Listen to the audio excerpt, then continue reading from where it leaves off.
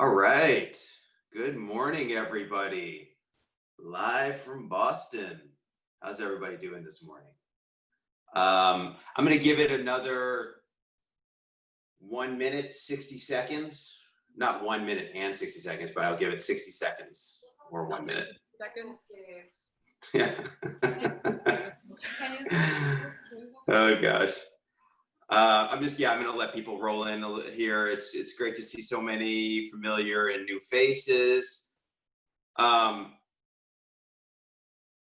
really excited to talk to all of you about life after graduation, even during school, and sort of long-term commitment to your community through the instrument that all of you love and adore so much. It is a means of connecting to the community that can be very sustainable and very impactful.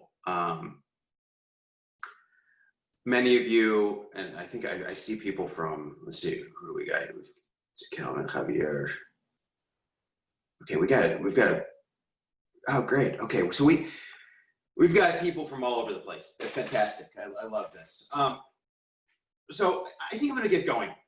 People can jump in as they wish, but I've got a lot to go through, and of course, if you guys have any questions, then we can sort through those a little bit later. So I'm gonna, instead of doing a technique workshop or something with the instrument in hand, I wanna talk about more of a global concept that all of us will either participate in or use for the rest of our lives if we so choose, and that is as a music activist, somebody who is dedicated to the community, a servant of the community. For those of you who do not know me, my name is Adam Levin. I'm a classical guitarist, a musical activist, and chamber musician, and teacher at University of Rhode Island and University of Massachusetts. And like many of you out there, I was educated at New England Conservatory for my graduate work and Northwestern University for undergraduate work. And I want to talk to all of you about transforming the community through the classical guitar. And via transforming community, the formation of Kithara Project. Many of you are wondering, what is Kithara Project? Kithara was a prototypical Greek plucked instrument, and is sort of the great-great-grandparent ancestor of the guitar in many ways. And there are plucked instruments in every tradition and culture out there. And so we chose an organization name that was sort of an umbrella for all plucked instruments. So back to Kithara Project. About 5 years ago, a couple colleagues of mine, some of whom I went to school with, Matthew Rohde and Scott Borg, we had spent years doing community outreach and performing as partners with organizations in the community. And so we formed this organization called Kithara Project. And the mission is to improve the lives of children and youth through the classical guitar. And we currently have programs, long-term sustainable programs in 3 cities, 4 programs, 3 cities. And we offer each one of these communities tuition-free, community-based classical guitar programs year-round, and really feel like that's beautiful, and offering it at no cost to the students. So we have these programs. We currently serve Alston Brighton, which is a community right outside of Boston, and we serve a community in Albuquerque, New Mexico, and a community in Mexico City. So we are in many different places with many different communities that we serve, different kinds of communities with different identities, which is complex in and of itself. So who are we? So we're going to answer a lot of questions about the nuts and bolts of an organization. How do we form? How do we take ideas from the beginning, the brainstorming, the sort of swish swash of ideas, and streamlining them into an aerodynamic and streamlined organization. So who is Kithara Project? Kithara Project is comprised of myself and that burly looking guy in the center in that picture right there, Matthew Rohde. And as you can see on the right is one of our Mexican teachers, Cesar Lara, and then our program and development person, Madeline Knudsen. And then we have 4 teachers. We have Carl Strausner in Boston. We have Cesar Lara, as I just mentioned. We have Genevieve Leitner in Albuquerque and Matthew Rohde, who is the co-director, but also a teacher in Mexico City. So as you can see here, I collected a bunch of photos just to show you sort of the ambiance of Kithara Project. I think we all love the guitar, and sort of spewing from this love comes so much happiness and so much determination, and the idea that yes, we want to be masters, virtuosi, but we also want to contribute to the community in an impactful, beautiful way. And this is not about elevating our personal careers, but it's about elevating the community. If we dedicate ourselves to the mission of making these young people stronger, empowering them, it will empower us. And so you can see on the left, the top left corner, I don't know if, oh, there, oh, that's nice. So you can see the Boston program. We've got, this is after one of our performances, and you can see everybody really enjoying themselves and being silly. And then on the bottom left, we have Genevieve Leitner on the right corner of that picture, who is our Albuquerque teacher. She is a marvelous example of a classical guitar teacher and leader, even beyond, I think, people who take part in the Kithara Project or any musical activism, it transcends the guitar in many ways. So you can see them, this is after a performance, looking really sharp. Then you see in the center our Mexican teacher teaching actually in the space that we use down there in Mexico City. He's teaching an ensemble right now in a room that was given to us to use as a multi-use space, and we added some pinnaz with some bright colors, and that was a lot of fun. We had the kids paint and help us out. And then you can see these 2 clowns on the top right. These are being silly with, this is, so even though we have 4 programs right now, we're always on the lookout for new communities to impact. So this is actually a program that we are scouting in many respects in the city of Detroit, which is a incredible city, a city that was destroyed essentially by the recession and depression of 2008, and has made an incredible comeback. And this small community in what they call a Mexico town in the east side of Detroit is an incredible example of a community coming together around music, for one, around, in some ways, religion, in other ways, local leaders, the community. It's very, very empowering. So this is a little sort of soundbite of us in action, Kithara Project in action. So a big question that when we go back, I told you what Kithara Project is, and it was very, very streamlined. We've got the mission, but you're probably all wondering, why Kithara Project? How did this all get started? What the heck happened in my mind or in our minds that led to this need to formalize my love for sharing, or for us sharing guitar with the community. So many of you either are thinking about it, will be thinking about it, what to do once you graduate, once you finish your studies. What happens next? This is a very power-packed question that will, I don't want to say plague you, but it will be a question that will follow you. It follows me. And this is, I'm almost 15 years out of my graduate school work, 13 years. And I think the seeds of Kithara Project began in graduate school with Elliott Fisk at New England Conservatory. And I think before, when I was an undergrad, but it was not very well articulated. So all of us are really good at articulating the music that we play, or we're trying to foster a better articulation of that music, an expression of that music. And it takes years of articulating it concisely, succinctly, in a way that everybody can understand, and which promotes positive impact in audiences. So why Kithara Project?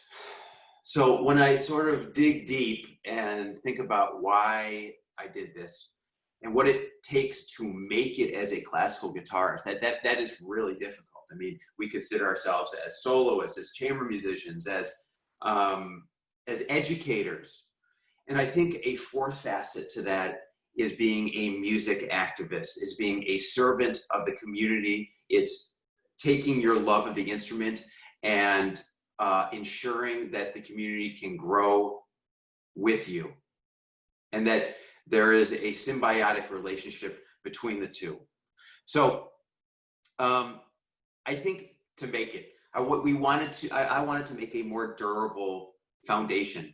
I would say that my career, I think everybody's career as a musician in the 21st century is a collage of many things. And I think creating Kithara Project was a professional foundation for me, beyond the touring and the teaching and the concertizing.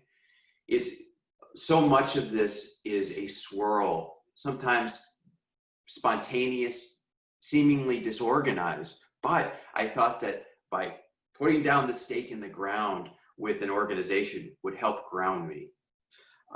And that was a choice. It was something that also bound me to other like-minded individuals. You guys, each one of you is surrounded by friends, many of which I think are like-minded. And many of those friends will follow you for the rest of your life. And they will maybe do projects with you, join you on the concert stages. There are so many ways in which you could collaborate. The people to your right and left, those are the people you will hopefully revolutionize the world together with. Another reason that I was inspired to create Kithara Project was because I saw so many incredible organizations around me. I mean, for one, New England Conservatory inspired me. Elliott Fisk and the conservatory inspired me through leadership projects, through outreach projects, and they encouraged me to get into the community, share the guitar. And what it did, I mean, I didn't know at that point that I was going to be doing Kithara Project, but what it did help me do even better was articulate who I am as a musician. That doing outreach work isn't something separate in your career, it is part of your career. And that was a realization that came very quickly, is that helping the community, the ivory tower of playing on the concert stages and performing for the community are no different. You get up on the concert stage and you give your best concert possible. You get up, you get up in front of a community, you give your best concert. There's zero difference, and the impact is the same. It's just a different brick and mortar building.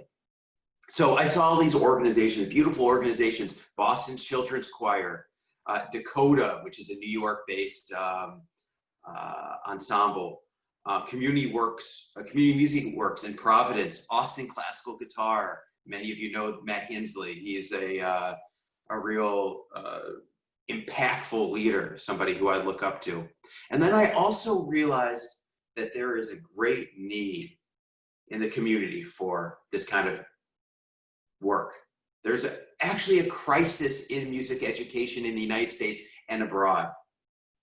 There is a lack of music and education. And when you see that there's a lack of music education and a lack of infrastructure, then there's a calling. And I felt that calling, and I needed to answer it. So Kithara Project was also a way for me to answer, to fight that crisis.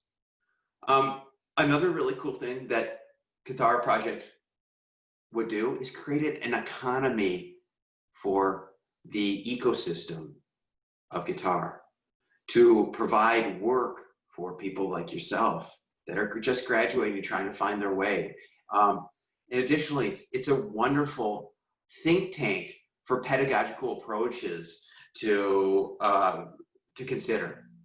These are, right now we are talking across the virtual highways. Our project is a constant exchange of ideas. It's a think tank. And I think what's also incredible is it's a way for me to connect with other people who are like-minded. So these are just a few reasons why Kithara Project came about, things to think about. Wow, okay, so you've got an idea, you want to bring it to fruition, you want to do something. 5 years ago, 6 years ago, when Scott Borg, Matthew Rohde, and I came together, we were coming up with all kinds of ideas of what we could possibly do together. That's fun.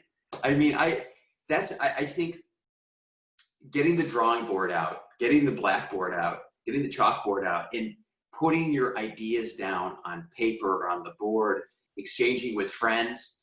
I think it's the same thing with language. When I lived in Spain, I had to make the choice to speak regardless of how I sounded. I needed to survive. And I made that leap of faith that people would respect me based on my desire to communicate with them. And so I think the three of us felt comfortable with one another to just throw ideas out there. And I have to tell you, it was a sloppy mess. I mean, these are, and that's the beauty of it. It doesn't have to be aerodynamic, sleek at the beginning. You're taking notes. It's gonna be messy. And we came up with a vision for, well, who we wanted to impact, why we wanted to do this, why are we doing this? And I think at some points we put on our caveman outfits and literally Googled how to start a nonprofit. As silly as that might seem, we were not in this world. We're not nonprofit executives or leaders in the community. We didn't know what the heck we were doing. So we were looking for different ways of different ideas to get us jump started. And we also thought, where are we going to do this? Matthew at the time was based in New York. I'm based in Boston, and Scott in the DC area. So we're in 3 different places. What are we going to do? Anyway, we talked to a lot of leaders in the field. Ben Verdery, who gave a class yesterday, he's on our advisory board. Elliot Fisk, my longtime mentor and teacher and friend, and he was able to mentor us. We talked to other local leaders, people at Boston Children's Chorus, Dakota, all these wonderful places.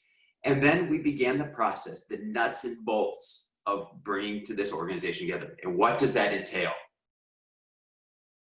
So, one, that entails getting a board together. So what does a board of trustees do? A board of trustees, they are your, it's a fancy term for cheerleaders. They are the ones who promote your work when you can't. They're your eyes and the ears on the street, advocating for you in the same detail that you can. And that's really important because the leaders of an organization can only be in so many places at a time. So we assembled a fantastic board, and then we incorporated with the government. So that says we are Kithara Project Inc. Then we applied. This is a big process. We applied for 501c3 status. So for those of you who don't know what that means, it's a tax status with the IRS.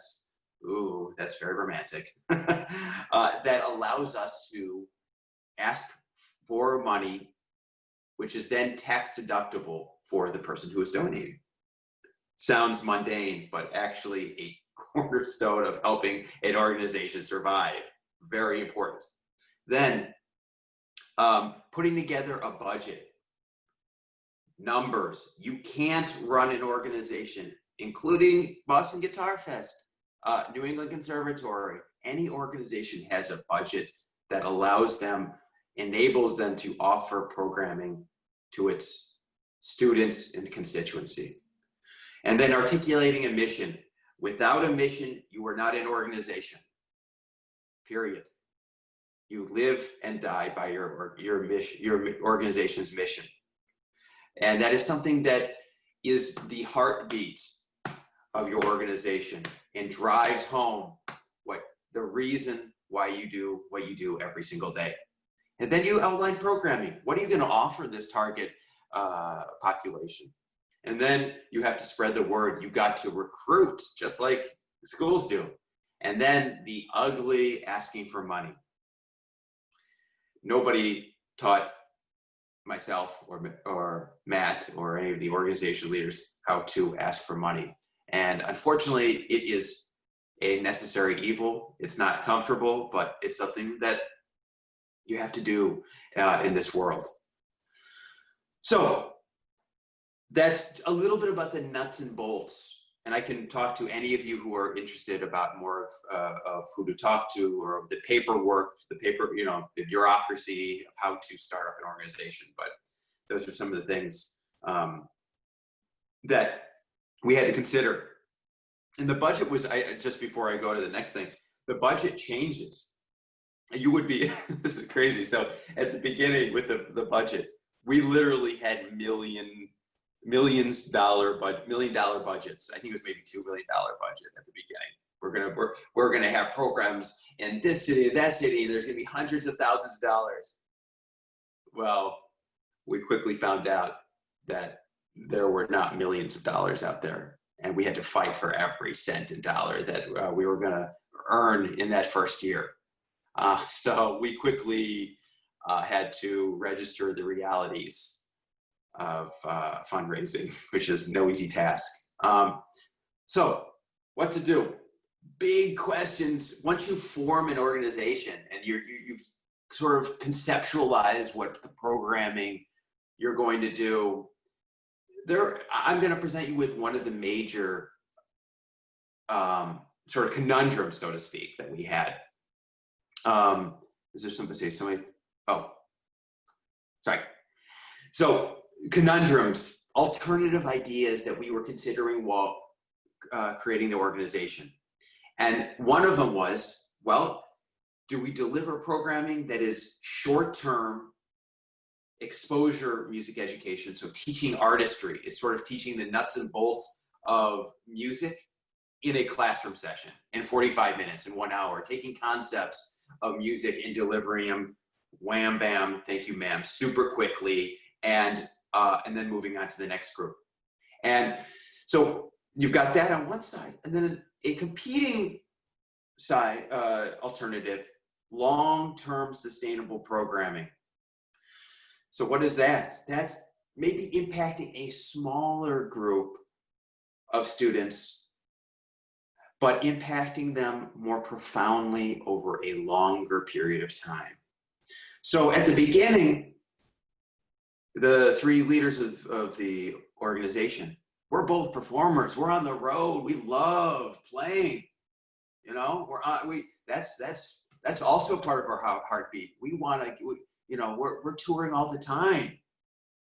So as performers, we had the ambition to take these ideas as far as possible, take the show on the road, and share the love of guitar with as many people as possible. So you can see in that one photo there that there's probably 1,000 kids right there.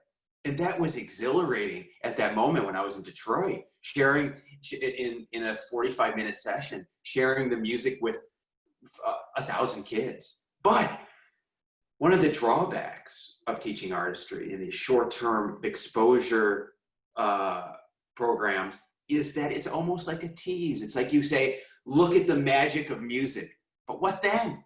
What are these kids are young. They don't know what the next step is.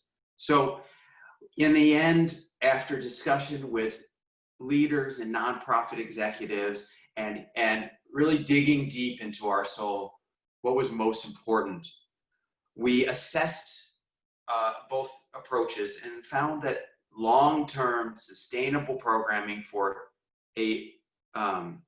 perhaps less children or youth was more impactful and would impact the kids for the foreseeable future. So that was a major decision. So I think it all comes back to the community. So we started this all because I got the goosebumps right now because I love the guitar and you guys too. And it just excites me every single morning. But to what end? And in terms of Kithara Project, it was about impacting, transforming the community as much as possible. So how has Kithara Project so far impacted the community? Well, over 130 students are able to take part in this tuition-free program. And they get the guitars, they get the teachers, they get group classes, they get individual classes, they get to go on field trips to guitar societies, they get to join Boston Guitar Fest. They get to experience guest artists like yourselves, could be guest artists at Kithara Project and share your love with classical guitar with these kids. That's really wonderful. I think we're engaging the families. We have student teacher conferences so we can listen, and that's important, listening to the community. It's not just a one-way road. It goes both ways. We educate the community, but they tell us how they feel, if it's right, it's wrong. And then we react and we refine and we come back even stronger. So connecting with the families is core to understanding the fabric of the community. They are part of the DNA of the community. If you don't understand the families and the kids, you don't understand the community. And another way we've impacted the community is, as I told you earlier, we are a think tank for pedagogical practices. So we come together, all of us, Matt, Cesar, everybody, we come together and we say, what's the best way of teaching these kids? And that's beautiful. And we're gonna have different approaches and we're gonna have arguments, and we're gonna agree.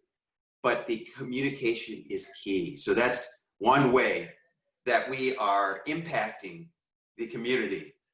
So further evidence of community impact. In Mexico City, we have a very important program. The community we are currently in is called Yugalito. And Yugalito is a self-governed, semi-autonomous community that really gave us a vote of confidence and gave us a plot of land for a future music school. That's how much they value music and Kithara Project. So I really think that's, I take that to heart. And one of my favorite stories to tell is about this community who they held a community-wide survey,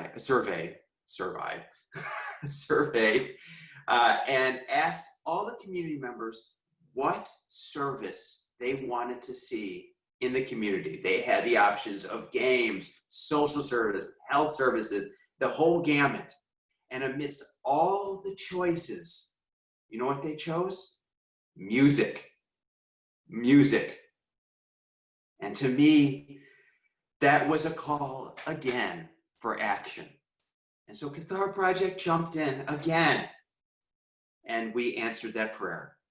And so I want to tell you a little bit about this community. Yugalito was again, an improvised community that is in one of the most, I would say, dangerous and unsettled parts of Mexico City called Iztapalapa.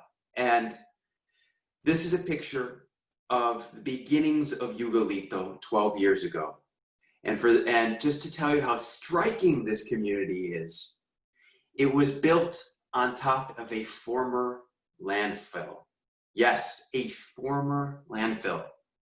That's kind of incredible as I think about that. So that's 12 years ago.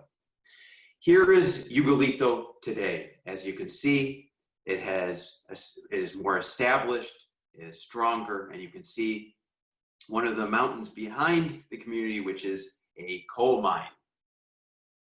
So, and then here's another photo of the community at sunset, again with that mountain behind. And it's really a beautiful, beautiful city, community. And then we have, and we're super excited about this, an architectural rendering of our future music school. So right now we're using a multi-use space. It's used from everything for health clinics to sports matches to our programming. And we want to be able to provide our community with a sanctuary for music making, something that is only ours. So we were given a plot of land, as I told you about, and we have launched a capital campaign, which is a campaign to fundraise for this music school. And we are just so excited about this. And we got a really hotshot architectural firm to pro bono to design this music school. And then you see the more advanced architectural rendering, so that the intersection between the community and the small music school is seamless. Allows everybody to enjoy the streets, but also to go in freely and to enjoy music or music programming or concerts. So it's quite beautiful, and I'm really excited for the future of this music school. It is such a nifty design. I mean, this looks almost extraterrestrial. I think it's just so hip, and I think we're going to break ground later this year in November. So, boom, boom, boom, boom, boom. The future of Kithara Project. That's something I consider all the time. Where are we going? What's going to happen? Especially now with COVID-19, we're all virtual. How can we send a message to our constituency? How can we survive? How can we improve? How can we refine? I think, as I told all of you before, the mission is the most important thing. And as long as we can live by our mission, we will be safe and we will thrive. So, of course, I want to expand. I want more cities in Mexico. I want more cities in Boston. I want to add that program in Detroit that we've been scouting. I want to add that. I want to go to Chicago, New York, and create these young, sensitive virtuosi and people who are better, more sensible, and articulate people, people who are caring of their neighbors and really are world citizens. That's really important to me. So then sustainability, as I told you, we chose a long-term sustainable model, but it doesn't just because we said long-term and sustainable, that doesn't mean it's going to be sustainable. It's going to take hard work. So I think, what does that entail? Well, it entails fundraising. Right now we have a private donor base. The US is very unique in that respect. We have most of our arts infrastructure is sustained and built from private donors. And we also are building our lineup of grant funders. That's also really key to making Kithara Project sustainable, and is finding grants to keep us going. Diodario Foundation, and among many others. I mean, that's a guitar-based one, but there are many others there that are in your community that are looking to support music foundations, music education foundations like ourselves. But I think it all aligns with doing good work, aligning with following your mission. Again, this can't be a vanity project. What does that mean? It can't be for me. It can't, or for any of your future organizations. It can't be for you. It has to transcend you. It has to be something greater than all of us, greater than the families, greater than the kids. It's something that looms over all of us, that is, it's that feeling that I got at the beginning, the goosebumps, the excitement, that power within us. That is what will propel us forward, or propel Kithara Project forward, and is key to making Kithara Project sustainable, I think. So, a note to future music activists. This is it's a really tough field. It's a righteous field. The nonprofit world, the music activism world, the music advocate.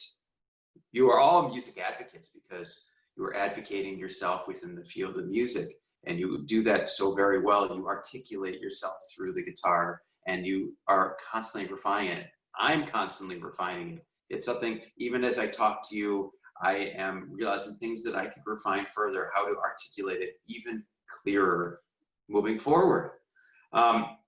So if I were to give you guys pieces of advice, I would say, number one, even beyond whether or not you're interested in starting an organization like this, even with your instrument, be patient. Patience is a virtue, as they say, and perseverance. This is a Herculean sport. It's not made for everybody. And I say the same thing goes for guitar, for education, for being a performer, for being an activist. It is a choice that you make. Nobody makes it for you except yourself. And it is important that you identify that you are dedicated for the right reasons. And if you're not, if you're interested in something else, do that. Don't do it for the wrong reasons. This is extremely, there are so many obstacles in the way that you're going to have to move and navigate around. It's not for everybody, and you can find your niche. So be patient, be open to navigating alternatives, be open to other people's ideas. Communication is key. I think working as a team is key. Just as we work in chamber music groups as a team, we are part of a larger organism. It's not about us. It's us being, it's not about me. When you're in a team, it's not about any one individual. It's about the entirety. It's about the chamber music group. It's about the organization. It's about the families you serve. It's about the children and the youth. And I would say that when you figure out the target audience, what you want to provide, what's missing, what's critically missing, and when you come up with that mission, serve it. And make sure that above all else, that is the most important thing. And also get a good accountant. That's really important. The budgets, the numbers, it's really complicated stuff. And I really, you need somebody who can be objective about all of that and tell you, just plain and simple, there's money for this, there isn't money for this, this is what we project. I mean, I'm no mathematician, and I've learned a great deal about accounting and making budgets, but you need to have some professionals out there. You need to surround yourself with professionals. Surround yourself with people who will help advance the cause. That's another thing. You want to take this from an idea to something that resonates with with your constituency, that excites them. If you're not excited about it, your constituency and the families and the students, the people you're serving will not be excited. So I want to leave a few moments here for you guys to ask me questions about anything about the organization, about creating a multifaceted career. I mean, Kithara Project is a piece of the puzzle for me, a large piece. But you know, I have I've got 3 chamber music groups. I have a solo career. I teach at 2 universities. I run a guitar festival. I'm an artistic director of a guitar society. So please type something in the chat or unmute yourself. I'm here to answer and give you answers. So type away. Or talk away. Anything out there that you guys might have any questions? As you guys formulate any questions you might have, if you do, you know, if you're not comfortable asking now, and you come up with a question later on, please don't hesitate to write me at our email, which is info@kitharaproject.org. And also, you can visit and you can find out a little bit more about our organization at kitharaproject.org. It's been a real joy. It's been a wild ride this entire time. And oh, here we go. So we got a question. How do you balance this project in terms of time with everything else you do? Let's see.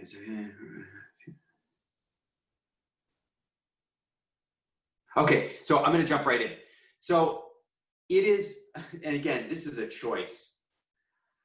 I have chosen to balance my life with so many things, and that is overwhelming.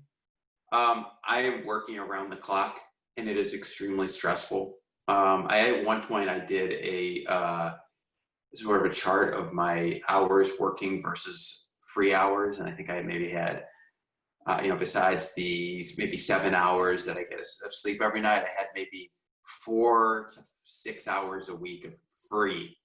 So really, not that much time. You know, so I think one of the things that I recommend to any young professional, including myself, is to make a schedule for yourself. This is the most amorphous career out there. There's no, you don't have a 9 to 5. No, none of us do. So we have to construct a world in which it mimics that schedule, that sturdy sort of at 9 o'clock, I got to do this, 10 o'clock, 11. You being rigid in that sense and is very important. So it is a challenge, but also I'm someone who likes to produce. I like to make I like to impact a lot. And I am excited on the idea of being bombarded at all moments. And if that's something that excites you, the idea of being like bombarded with so many things, then you should do it. You have to seek it out. It will, that's let's see here. What we got here. Yeah, so thank you all for joining this. I just got another comment there, but yeah, it is a balancing act. I do, you know, especially at the beginning when we were forming this, I spent countless, it's not romantic or glorious at all, lots of admin. So practicing was a refuge for me, and also seeking concerts. You know, there were deadlines. I am a guy who works on deadlines. You know, you give me a concert, if you've got one here, one there, you have no choice. You are forced to the next deadline and forced to produce. So I've never let there be an opportunity for laziness. It's something that was never part of my family life. It was always like, you got to work. You know what? That's not for everybody. There can be a balanced approach. And I recommend that everybody, you've got to take, this is a crazy career. You must take care of yourself. You must psychologically take care of yourself. You know, during this downtime of COVID-19, I've gotten back to working out on it every day. I've lost 22 pounds in 80 days or 90 days. So I want to dedicate myself. I think what I've learned from this, and that there are moments where we learn from one another and from ourselves, and where we can dig deeper. I have realized that when things are back in normal, I will not sacrifice my health, because my health will allow me to do all this crazy work for the foreseeable future into my 70s and 80s, you know, until I drop, you know. So I think it's important to find that balance.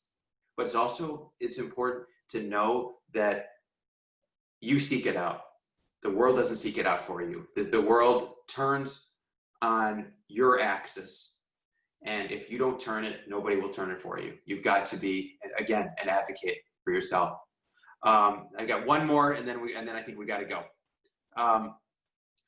Beyond learning how to play and teach guitar, what skills, for example, are you looking when bringing people into your project?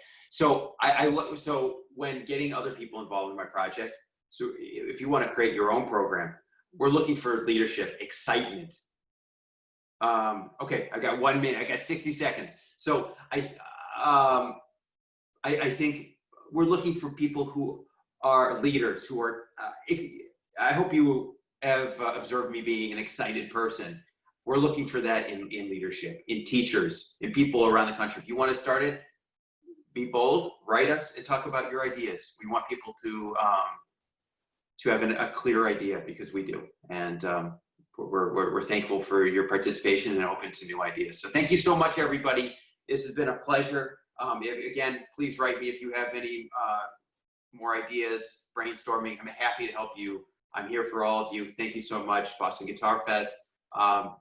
We are Kithara Project.